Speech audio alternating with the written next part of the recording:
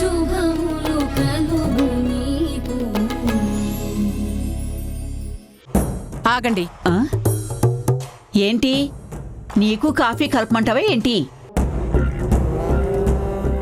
నువ్వు చెప్పిన ప్రకారం నువ్వు నన్ను అలా అడగడం కరెక్ట్ కాదేమో. నేనేమి మిమ్మల్ని పనులు చేయమనేంత మర్యాదలు తెలియదాన్ని కాదు. మరి ఎందుకు ఆగమన్నావు? మీరింకా ఇక్కడే ఉన్నారెందుకు? మీ ఇంటికి వెళ్ళరా?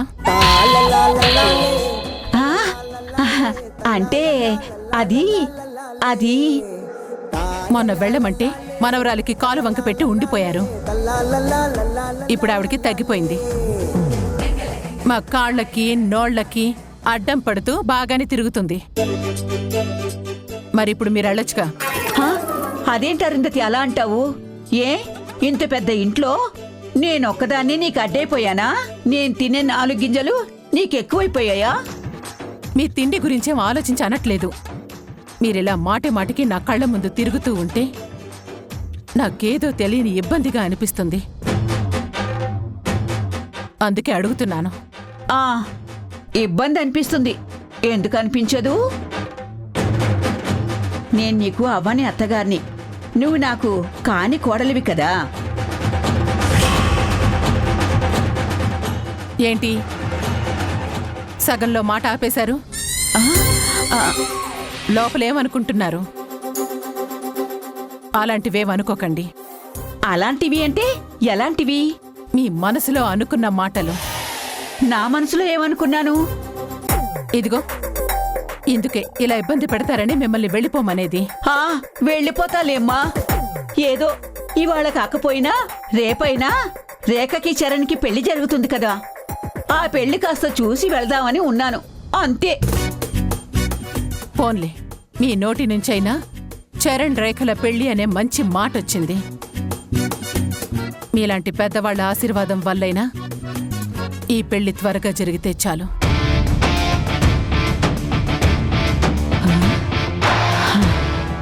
అమ్మయ్యా. ఏ ముసలి, ఎందుకు ఆవిడతో మాటలు అనిపించుకుంటూ ఆవిడ్ని ఆయుష్ చేసే మాటలు చెప్తూ ఇక్కడే పడుండడం? అంత కర్మ ఏంటి నీకు? నీకేమన్నా ఇల్లు లేదా? ఇంట్లో నిన్ను చూసుకునే మనుషులు లేరా? వెళ్ళిపోవచ్చు కదా. ఓసే పిచ్చి మొద్దు, నేనిక్కడ ఉన్నాను అంటే ఒక పెద్ద కారణం ఉందే. ఏంటి?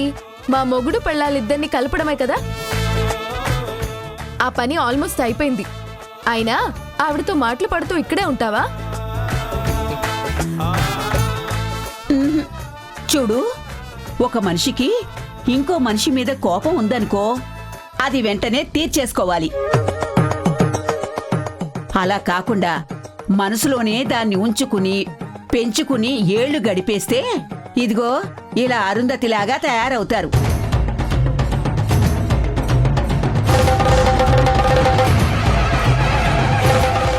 అలా కాకుండా ఇలా రోజు ఏదో రకంగా కోపాన్ని బయట పెట్టేసుకుంటూ ఉంటే లోపల ఏమీ కాకుండా కొన్ని రోజులకి అరుంధతికి మీ అమ్మ మీద కోపం పోతుంది.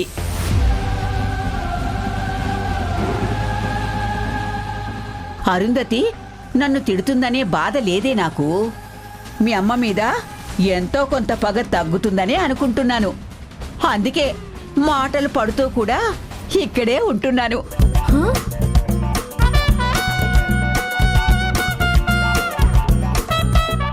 అమ్మో ముసలి, భూమి మీద వయసు అయిపోయిన వాళ్ళ అవసరం ఏముంటుంది అనుకునేదాన్ని.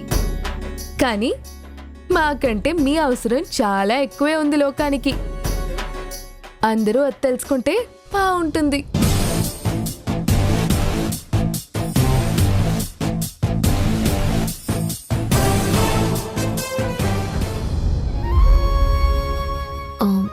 Blue, yellow, red, white. Farahi, ఈ దారాలన్నీ తెచ్చావు దేనికి? దేనికేంటమ్మా? పట్టు చీర నేయటానికి. పట్టు చీర ఎవరికి? నాకే. పెళ్లి కోసం మంచి పట్టు చీర నేసిపెట్టు.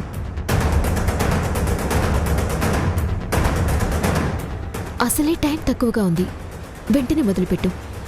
నీ చేత్తో నేసిన చీర కట్టుకొని పెళ్లి పీటలు ఎక్కాలని అనుకుంటున్నాను. అమ్మా, నువ్వు ఈ పెళ్లి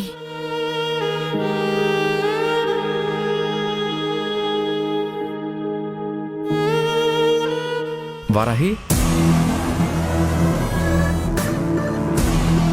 ఆ, రఘు గారు రండి రండి.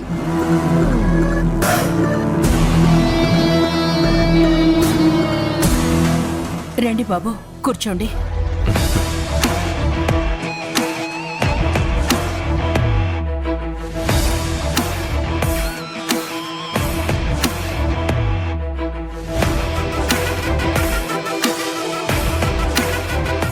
ఇవి మన పెళ్లి శుభలేఖకి నేను సెలెక్ట్ చేసుకొచ్చిన వెరైటీస్. వీటిల్లో నీకు ఏది నచ్చిందో చెప్పు, వెంటనే వెళ్ళి ప్రింటింగ్కి ఇచ్చేస్తాను. శుభలేఖలా? శుభలేఖలా అని నోరు తెరిచి అయోమయంగా అడుగుతావేంటి? పెళ్ళి అంటేనే పెళ్లి పత్రికలతో మొదలవుతుంది కదా, మరి అలాంటి పత్రిక ఎంత బాగుండాలి.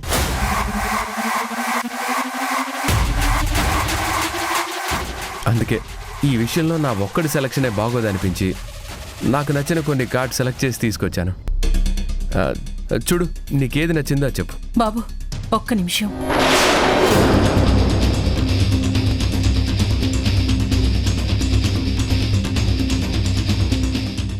అత్తయ్య గారు, మీరు కూడా చూడండి.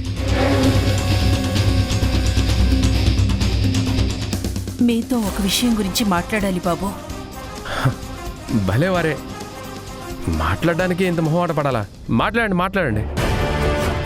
పెళ్ళి ఎక్కడ, ఎలా చేయబోతున్నాం, అదేగా మీ ప్రశ్న? లేదు బాబు, ఈ పెళ్లి కొద్ది రోజుల పాటు ఆపేద్దామని నా ఆలోచన.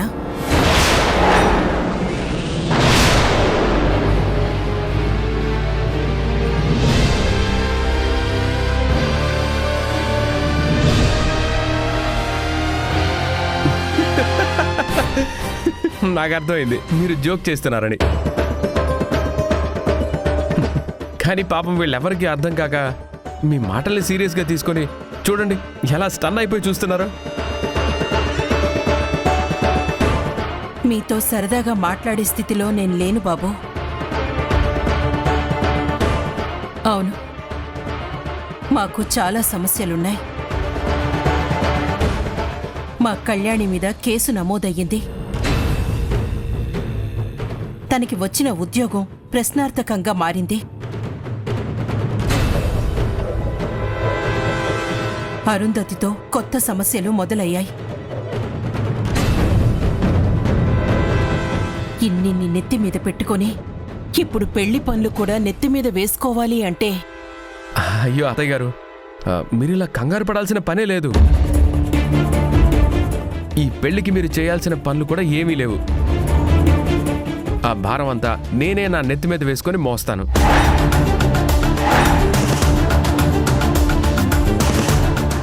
మీరు ఓన్లీ మీ అమ్మాయిని తీసుకొని పెళ్లి మండపానికి రావడం, సరదాగా పెళ్ళయ్యేంత వరకు కూర్చొని నేను తాళి కట్టినప్పుడు కొన్ని, జీలకర్ర బెల్లం పెట్టినప్పుడు కొన్ని, కాళ్ళు కడిగి కన్యాదానం చేసినప్పుడు కొన్ని, ఆ అక్షంతలు మా నెత్తిన చల్లేసి, అదే కంగారులో ప్రాసెస్ కొంచెం రివర్స్లో చెప్పినట్టున్నాను.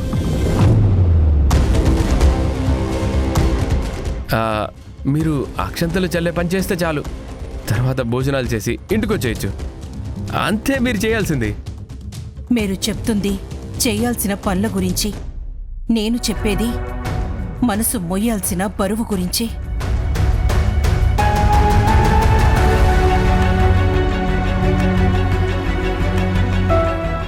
పెళ్ళంటే ఎంతో సంతోషంగా సరదాగా చేసుకోవాల్సిన తంతు.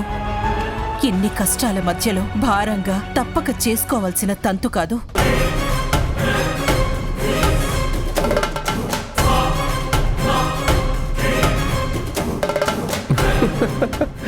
ఏమండి, ఏంటండి మీరు చెప్పేది? అంటే పెళ్లి చేసుకునే టైంలో ప్రపంచంలో ఎవ్వరికి ఎలాంటి కష్టం ఉండకూడదనా? లేదంటే ఆ టైంకి అసలు కష్టంలో లేని వాళ్ళు మాత్రమే పెళ్లి చేసుకుంటారనా? అలా అయితే మన దేశంలో పెళ్ళనే మాటనే మర్చిపోవాలి అందరూ. కూటికి లేనివాడి దగ్గర నుంచి కోటీశ్వరుడి వరకు అందరికీ జీవితాంతం ఏదో కష్టం ఉంటూనే ఉంటుంది.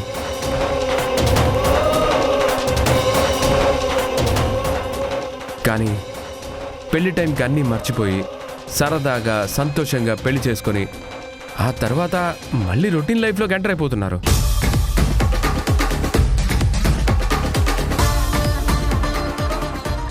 అయినా అనుకున్న ముహూర్తానికి పెళ్లి జరగకపోతే నేను ఇక్కడే వారాహి కోసం ఎదురు చూస్తూ ఉండిపోవాలి. సూరత్లో నాకు బిజినెస్లు చాలా ఉన్నాయి కదా. అయ్యో, మీరు వెళ్ళి మీ బిజినెస్లు చూసుకోండి బాబు. మేం కుదుట పడ్డాక మీకు ఫోన్ చేస్తాం, అప్పుడొచ్చి పెళ్లి చేసుకోండి. ఎంత ఈజీగా చెప్పేశారండి. నేను వారాహిని వదిలి వెళ్ళలేను. అందుకే చెప్తున్నాను, నేను పెళ్లి చేసుకొని తనని తీసుకునే వెళ్తాను.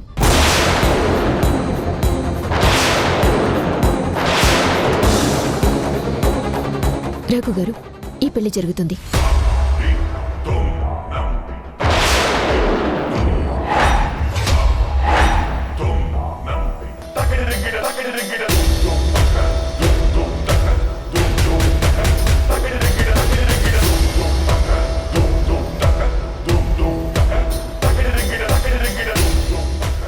ఇదిగోండి, నాకు ఈ కార్డు నచ్చింది.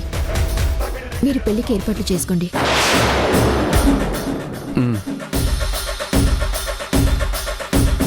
అమ్మ వారాహి, నేను చెప్పేది. మీరు చెప్పిందంతా నేను విన్నాను.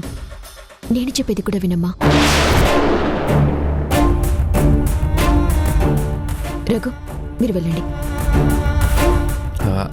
నువ్వు గ్యారంటీ ఇచ్చావుగా, ఇంకా చూడు ఎలాంటి ఏర్పాట్లు చేస్తాను. బాయ్ అత్తయ్య గారు, బాయ్.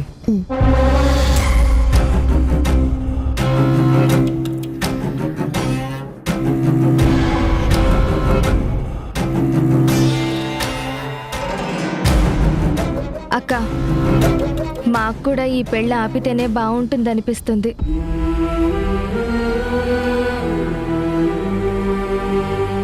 నేను చెప్తుంది నాకు ప్రాబ్లం వచ్చిందని కాదక్క, రఘు తీరు తేడా అనిపించింది, అందుకే. అవునక్క, నువ్వు చరణ్ గారింటికి వెళ్ళినప్పుడు మేం తనతో మాట్లాడాము. తనెందుకో కొంచెం డిఫరెంట్గా అనిపించాడు. అమ్మ చెప్పినట్లు పెళ్లి వాయిదా.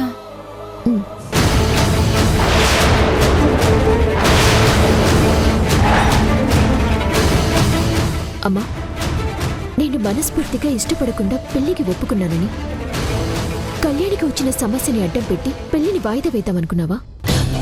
అది కాదమ్మా. అమ్మా, నా జీవితం ఏమైపోతుందో అని ఆందోళన మీకెవ్వరికీ వద్దు.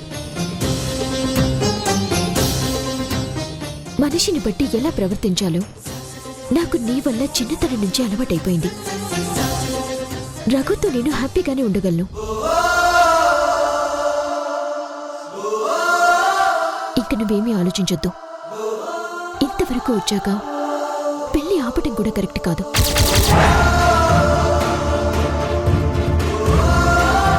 ఎన్ని అడ్డంకులొచ్చినా ఈ పెళ్లి ఆగకూడదు, జరిగి తీరాలి.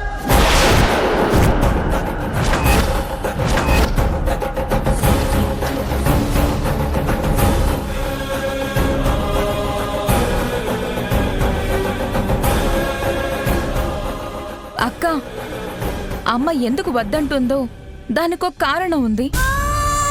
నువ్వెందుకు రఘుని పెళ్లి చేసుకునే తీరాలని పట్టుపడుతున్నావో అర్థం కావడం లేదు.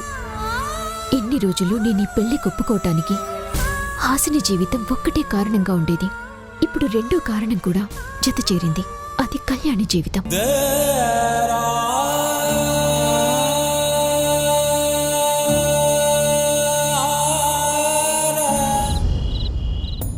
రమ్య, రమ్య, చిచి, పక్క కాలనీలో కరెంట్ వచ్చింది, ఈ కాలనీలో మాత్రం రాలేదు. ఈ ఇంట్లో కనీసం క్యాండిల్ కూడా వెలిగించలేదు. ఏ రమ్య, రమ్య, క్యాండిల్ ఎక్కడ తెచ్చిందో.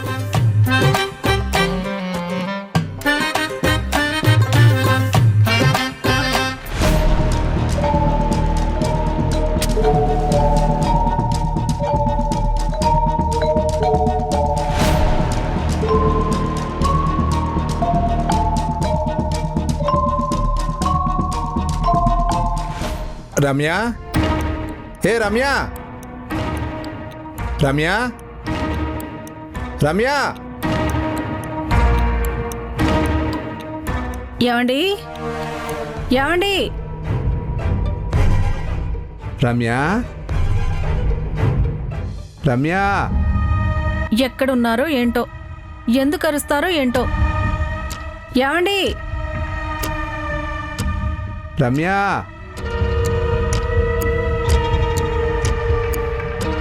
రమ్య, రమ్య.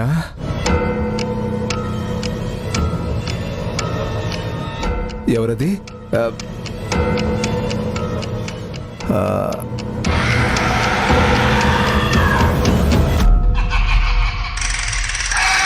అమ్మో, దెయ్యం, అమ్మో. ఇదేంటి? ఏమండి ఏమండి ఏరీనా?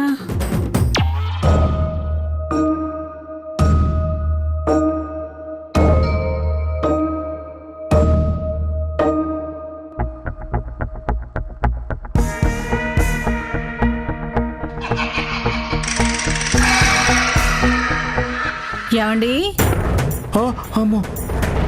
ఏమండి ఇదేంటి కొవ్వొత్తి కింద పడేసి ఎక్కడికెళ్ళారీనా? ఏమండి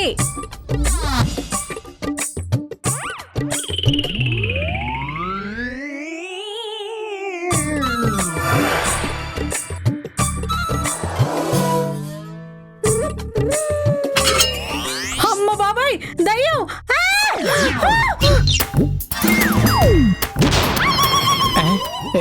ఇదేంటి? వీళ్ళు ఎందుకు ఇలా అరుస్తున్నారు?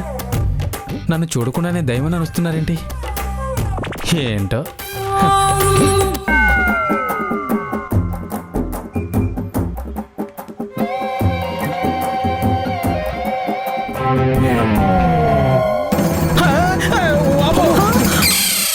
అమ్మో, ఓ పక్క నా మొగుడిల అరుపులు, ఇంకో పక్క నా కొడుకుల అరుపులు.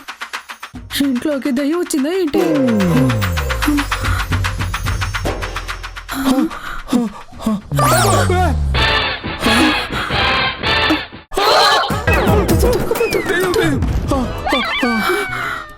నువ్వా? మీరా? అమ్మో, ఓసిని దెయ్యం అనుకొని దడుచుకొని చచ్చాను కదే. మరి నేను మాత్రం మిమ్మల్ని మనిషి అనుకున్నానే ఏంటి? ఆ, ఆ. అదే దయ్యమనే అనుకున్నా అంటున్నా. ఓ, సరే సరే, మనం ఒకరినొకరు చూసుకొని దెయ్యాలం అనుకొని భయపడి చచ్చాం. సరే, మరి మన కుమారరత్నం అరుపు కూడా వినిపించింది కదే. మరి వాడు ఎవరిని చూసి భయపడ్డాడు? పాపం, ఏం చూసి దడుచుకున్నాడో ఏంటో. పదండి చూద్దాం. పద. కుమారా, నానా కుమారా. ఆ.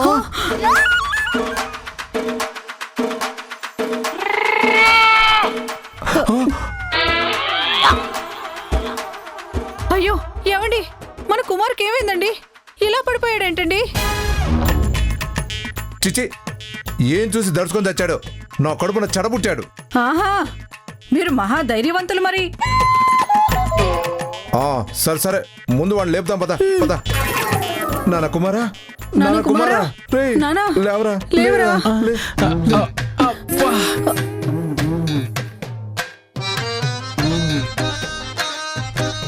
రేయ్, నీ మొహానికి ఏమైందిరా? ఇది ఫేస్ ప్యాక్ నాన్న, కోల్ ఫేస్ ప్యాక్. అంటే బొగ్గుతో తయారు చేసింది. రేయ్, నికృష్ట దేష్ట కుమారా, ఇప్పుడు నీ ఫేస్కి ఆ దిక్కుమాల ప్యాక్తో పనే వచ్చిందిరా? లేదు నాన్న, నేను కూడా అందంగా మారాలని, నా ఫేస్లో నలుపు పోయి మొహం వెలిగిపోవాలని ఈ ప్యాక్ వేసుకున్నాను నాన్న.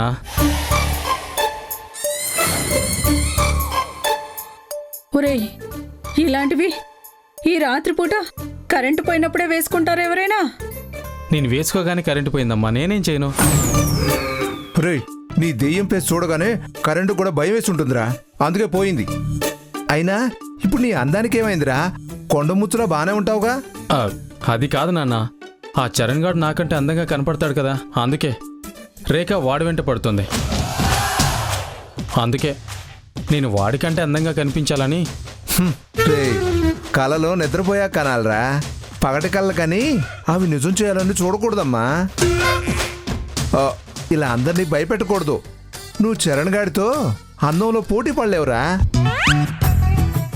ఏ ఎందుకు పోటీ పడలేడు? ఆ చరణ్ కంటే నా కొడుకే అందగాడు. ఏమే, అందం అంటే ఫేస్ ఒక్కటే కాదే, ప్యాక్ ఒక్కటే వేసుకోవడానికి టోటల్ బాడీ పర్సనాలిటీ అంతా బాగుంటేనే దాన్ని అందం అంటారు. సర్లేండి. రే ముందా ప్యాక్ బిక్. రే రే ఎక్కడికి రా? వాష్రూమ్కి వెళ్ళి ప్యాక్ తీసేస్తాను నాన్న. ఈ మాత్రం దానికి వాష్రూమ్ దాకా ఎందుకురా? రమ్య నువ్వు అటెలు పీకు రా. పీకు పీకు పీకు గట్టి పీకు పీకు. అబ్బా అమ్మా మెల్లగా. ఓ మొత్తం పీకి. అబ్బా అయ్యో నాన్న. అబ్బా రే మొహం అంతా పండు కూతురు అయింది. ఇప్పుడు వరకు నిన్ను ఒట్టి కుమారా అనే పిలిచాం, ఇప్పుడు కోతి కుమారా అని పిలవాలా ఏంటి? అబ్బా ప్యాక్ రియాక్షన్ ఇచ్చి మొహం అంతా మండిపోయి నేను ఏడుస్తుంటే నువ్వేంటి నాన్న?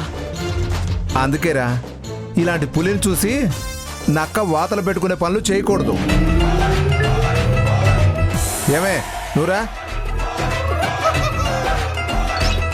అబ్బా చరణ్ బ్రో, ఇదిగో కార్డు తీసుకో.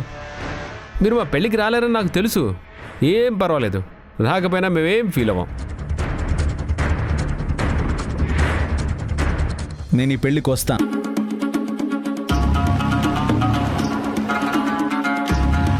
అవును వస్తా. ఎవరు వచ్చినా రాకపోయినా నేను వస్తాను.